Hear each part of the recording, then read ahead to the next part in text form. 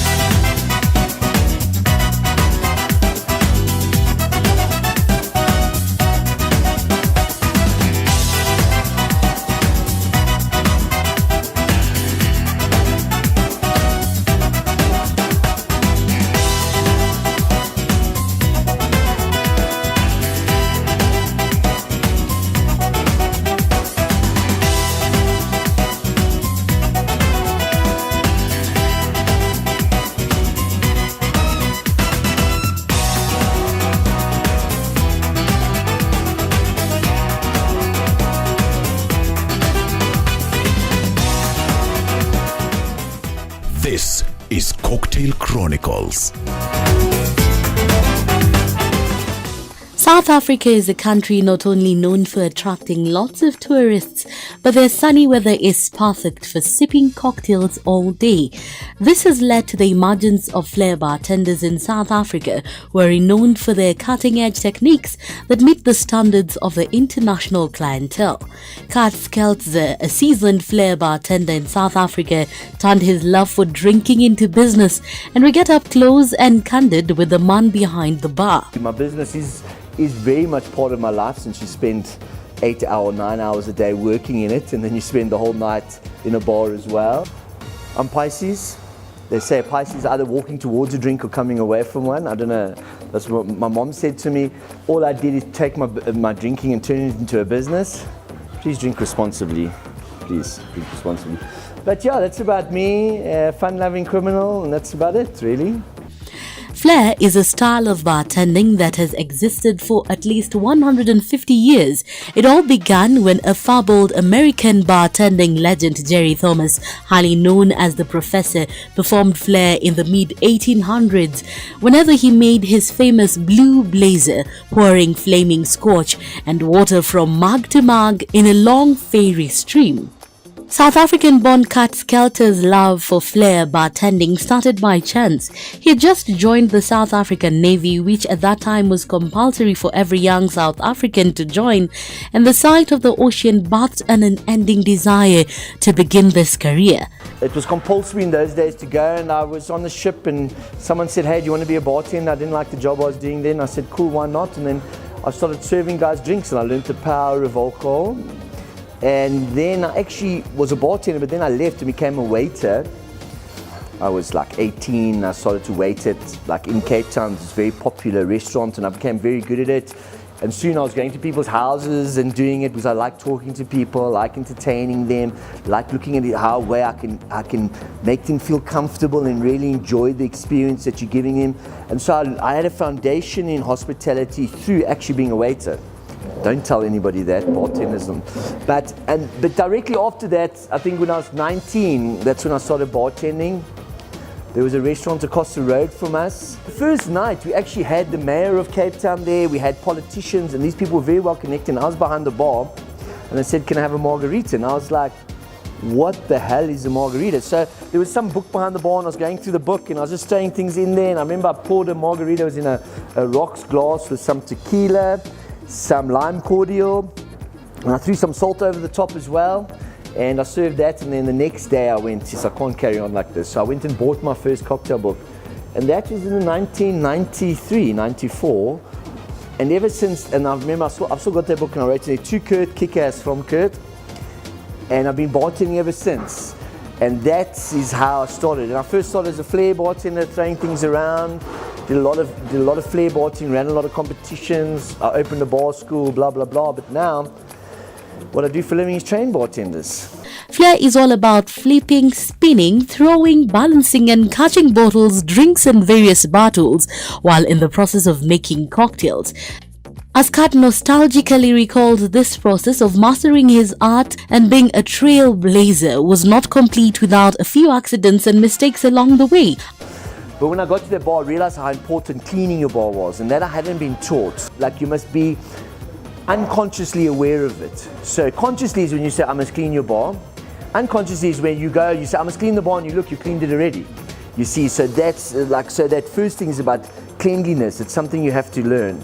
And other mistakes is, there's many. As a Flair bartender, I've handed out about 18 stitches to different people. You know, I've chucked bottles, I've broken a bottle on the counter and hit someone in the lip. I've once was doing a fire show and threw the burning bottle into the crowd. One time I was pouring a J&B bottle. Sorry, did I say J&B? I meant Jameson's. Pouring a Jameson's bottle, and I cut it like this, and the bottle went flying, but the pourer stays in your hand. Have you ever seen them? It's called a rocket. It looks like a rocket. It's actually flowing. The alcohol's coming out the back, and it looks like a rocket. And I hit this lady on the side of the head, unconscious. It was the head bouncer's, it was the head doorman's girlfriend. So all I did, I dropped on my knees and I leopard crawled out that bar home. So it's got, you know, because I knew if he caught me, I'd be in trouble. So there's lots of mistakes you can make in the bar, but the thing I think are probably the one mistake bartenders make, they get too upset with people too quickly. They don't realize that people are just there to unwind. Why do you come to a bar? You want to relax, you want to be social. So, you know, so it's hard. You learn to deal with people. Like I was, what I find a lot of young bartenders just don't know how to deal with people, and they quickly don't understand the situation. So as a bartender, you can easily make a mistake of not reading the situation correctly. Also, the other thing I always say is pick your moments. You know, some people want to be spoken to, other people don't want to be spoken to. Some people want you to entertain them the whole evening with just fun. Other people are just like, please. And then you get the guys that will just want to entertain the girlfriend. You know, they say, make that drink strong, you know. So then I make his drink doubly strong and I give her non-alcoholic cocktails. He goes, these cocktails aren't working. It's happened to me many times.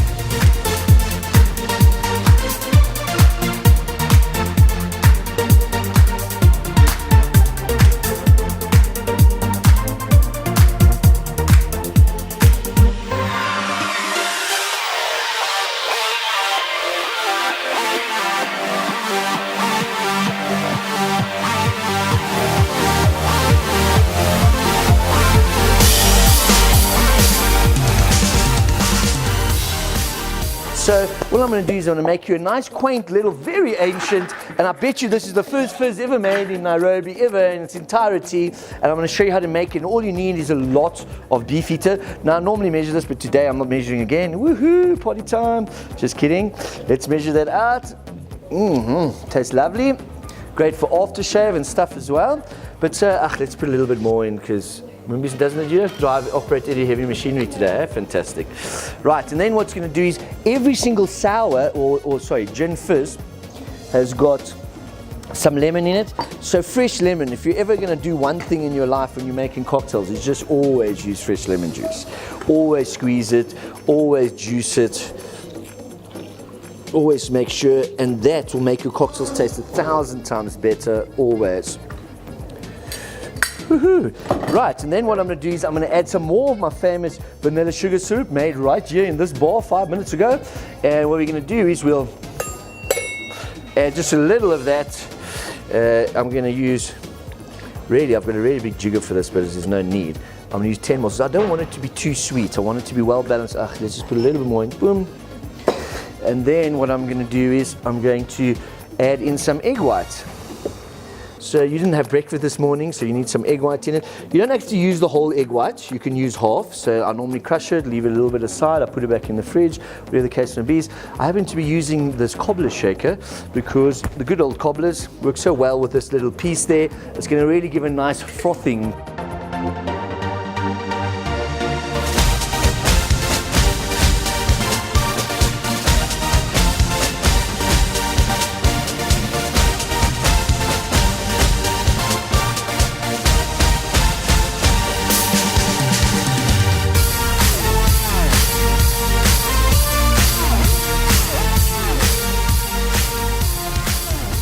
To make a great cocktail is like making a great cake.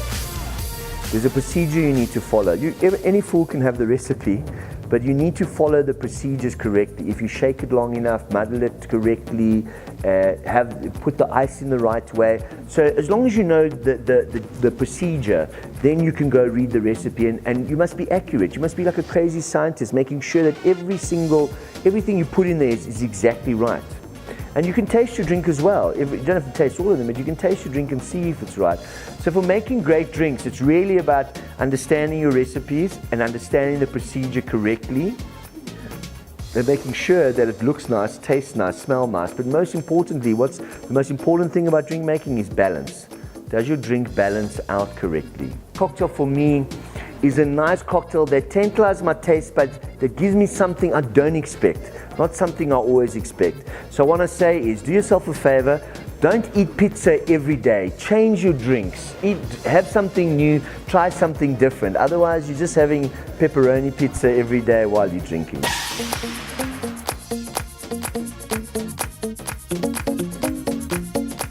For ladies, one, you need a cocktail dress because it's a cocktail party. So we don't have a specific dress called cocktail dress. Say that you can go to a shop maybe and ask for a cocktail dress, but the specifications is what defines the dress as a cocktail dress. There are certain specifications. One, on the height of the dress, the length of the dress. The length is supposed to range between mid-thigh and mid-calf, just below, some few inches below the knee. So that is the range for the dress. So the moment it fits that range of the length, it's fine. It's a cocktail dress. The color of the dress that you pick for a cocktail party, you need dark shades, considering that it's going to be an evening party. But for ladies, you can as well go with some feminine colors like white. You can go for light blue, sky blue. You have that leeway. The aspect of the patterns, that's a big issue. There are a certain level where patterns are allowed. It must be patterns that are subtle. You don't need things that are so conspicuous, because the moment a dress has, for instance, a very large floral print, it's going to lose being formal now. It's going to be informal. It's going to be casual, and that bit now you are out again, because remember, like we've said, it's a formal event. So that must be put into consideration. Coming up. I've never seen a great drunken bartender become a great businessman, but I've seen great bartenders become great businessmen.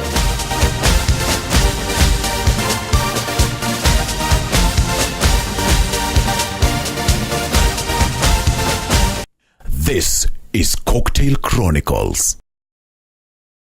This is Cocktail Chronicles. After mixing up that tantalizing cocktail, Kat now gives us a brief history of the cocktail.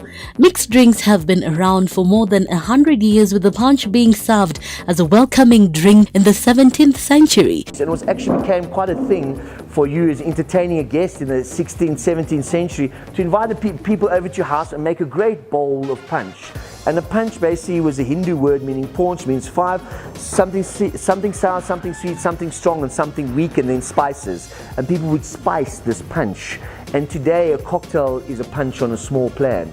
In the 1990s, the bartending started evolving in Europe, and ever since, the cocktail culture has become a trend in most parts of the world. The bartending industry has grown more in the last 20 years than it's grown in the last 100 years. And that's a fact. So what is old is once new again, to quote Dale de Graaf. It's a fact. All these old recipes, we want to be these stylish guys behind the bar, not these guys who just drunk, fall down and try and serve their customers. We want to be stylish, but yet at the same time we want to be fun. I don't believe bartending should be too serious. We're not saving lives, we're making drinks. So if you can't have a good time behind the bar, you shouldn't be behind the bar. And there's also responsibility that comes with drinking and driving, operating heavy machinery. So that comes into play. So I'm liking where we're headed. We're heading to a responsible bartending industry where guys are starting at quite a young age to really understand liquor, guys sometimes on bartending for 10 years and don't really grasp what spirits is all about. We're understanding that if you really want to be good at what you do and be opinionated, you need to actually learn. With his long list of accomplishments and dedication in Flair bartending, Cart has teamed up with Pernod Ricard, a leading French company that produces distilled beverages, to introduce the Bastas Program, which aims at improving the bartender's skills and standards. What we're trying to do is, especially in the Pernod Ricard Bastas Academy, we want people to help themselves. I'm saying to you, if you want to be good at what you do, you don't have to be a bartender all your life. You can be damn good at it while you're doing it, but there's another 10 things you can do in the liquor industry. You can own your own bar, own your own brand. You can be a brand ambassador. You can be a bar manager, bar owner. You could be the guy that distributes the alcohol. You don't have to be, but I think especially nowadays what bartenders are realizing, to being an entrepreneur in the bartending industry, you can go very far.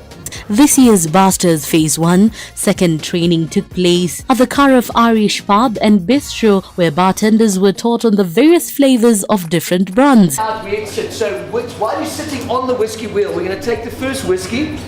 And before you start, I just want to say, this is the Chivas Regal 12-year-old. So what we're going to do is, we will do it two ways. We're going to first have a smell of it, but first you're going to look at the color. If you want to see the real color, then you hold it up against a white background. And you can see there, it's a light golden amber. Can you see? I just happen to have the lingo of the words. When you see, nine. It's almost a honey color. Yes? You see it? Light. I'd say a very light golden, light honey color. Bastas is quite simply here to uplift the bartending industry in Nairobi, in Kenya, in every African country as well, is to show the industry about our amazing brands and what separates them from everybody else, and why Pernod Ricard is one of the fastest growing liquor companies in the world, second biggest spirit company in the world, and also to have the conviviality that we have through Pernod Ricard, through Bastas. And that conviviality is having this fun social moment that we can have right now, you know. And I think what I really enjoy about this program we've created is that from phase 1 to phase 3, I see a massive change in guys. We're also using the foundation of Pernod Ricard's ethics to actually train them as well. When I meet these guys, I say, hey, set some goals. You know, if you've come here and you're not really interested in being better about what you do, then you're in the wrong place. If you want to really be interested in that, you want to be tough on yourself, you want to improve yourself on a daily basis, I will give you some of those tools to set those goals, and that's what Bastas is about. So consistency is key. But it's not consistency in the haze, it's not consistency in the color, of course that's all true, it's consistency in the taste. Hence why I'm always on about this taste thing. People go through their whole lives drinking Jamesons and actually with Coca-Cola and never really taste it. I'm not saying it's wrong, I'm just saying that's my opinion. There's a lot of competitions where guys offer a lot of money and that. We don't offer that. We offer training. We offer a life tool that I can give to you that you can have forever. You can use it in any time. And that tool I give you, I teach you to compete against yourself eventually. And that's what it is about, and that's why I'm so much into competing in cocktail competitions. I've been doing it all my life as well. So in the end, what we want is we want these Bastas Academy attendees to go back to their bars, to serve our amazing products, to make amazing drinks, to use the skills I've learned, and we want the bars to be involved as well, with the bar managers or actually buying our products, using the products in the bars, and because bartenders will use what they know. So it's easier for them once they've tasted and understood what makes this drink great, they will obviously use it in the bar. So education is what lacks in the bar industry, and that's what we're here to solve, basically.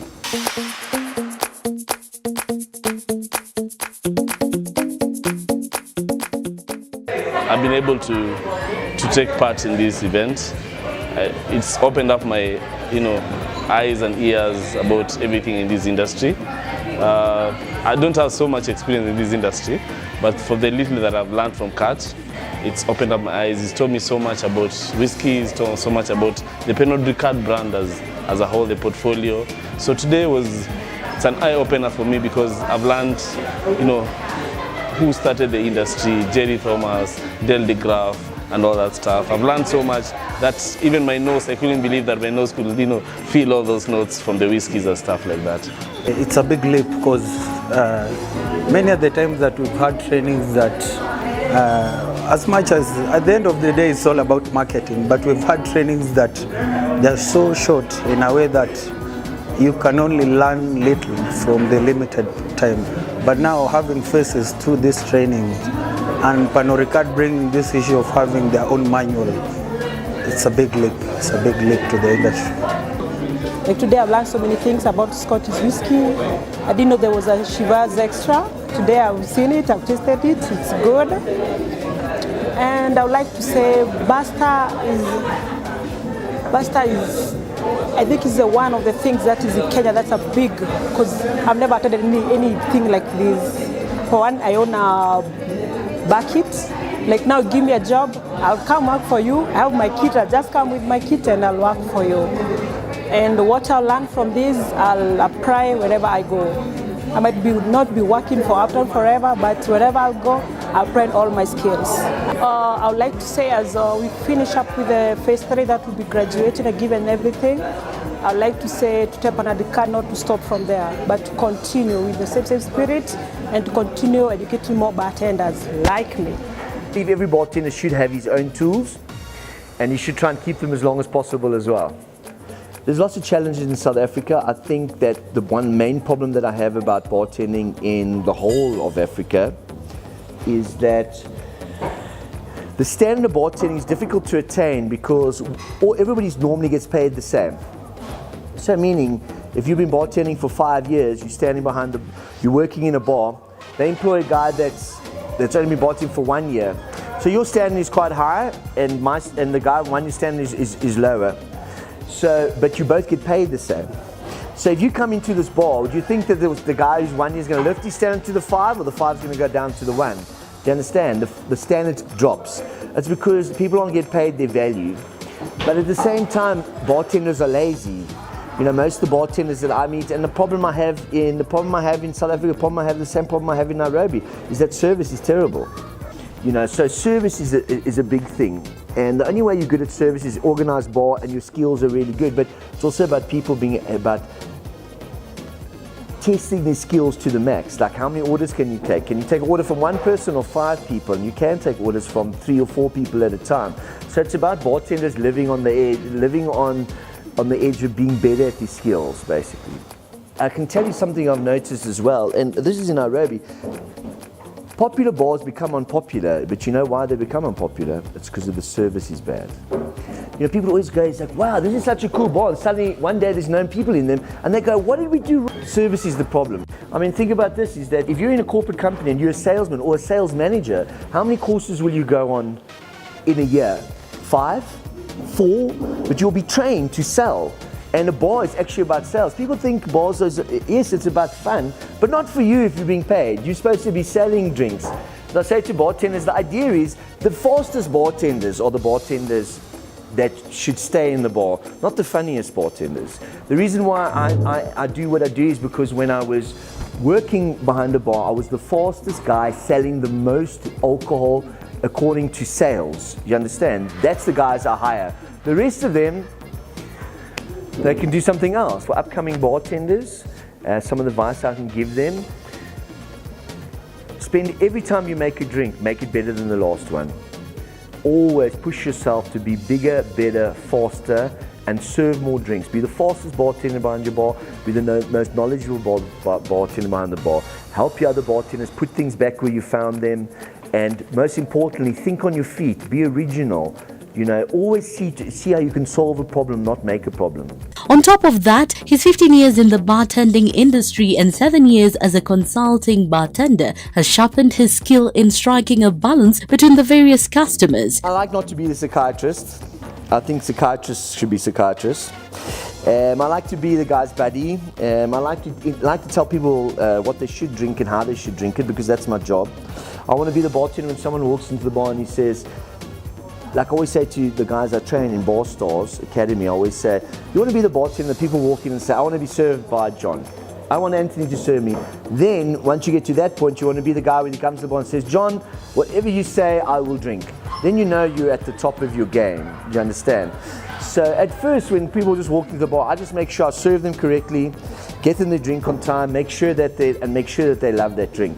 That's the most important thing for me. Having spent most of his adult life in the bar, Kat now concentrates on training bartenders. In addition, he's now settled as a husband and the father of one daughter. I'm married, I have a daughter, she's 3 years old, and that's it. So you must ask yourself, a lot of guys come into bartending because they like drinking. Other guys come into bartending because they see it, they want to do for the rest of their lives. It's two different people. I've never seen a great drunken bartender become a great businessman. But I've seen great bartenders become great businessmen. Try and balance your life, you know, try and do stuff during the day as well. Try not, I mean, you shouldn't be working, if you're working every night, then you can't drink every night. So drink more water, that's my advice to you. Eat healthy, go to gym, that'll help you a lot. Last but not least, Kat could not end the interview without giving us a taste of his Flair techniques during the second best wild Scotch whiskey Ballantine's brand activation party held at Hive Bar in Nairobi. And just so you know, don't try this at home.